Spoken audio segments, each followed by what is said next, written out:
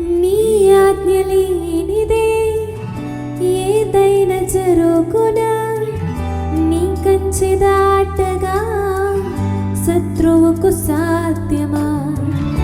నీ ఆజ్ఞ లేనిదే ఏదైనా జరుగునా, నీ కంచె దాటగా శత్రువుకు సాధ్యమా?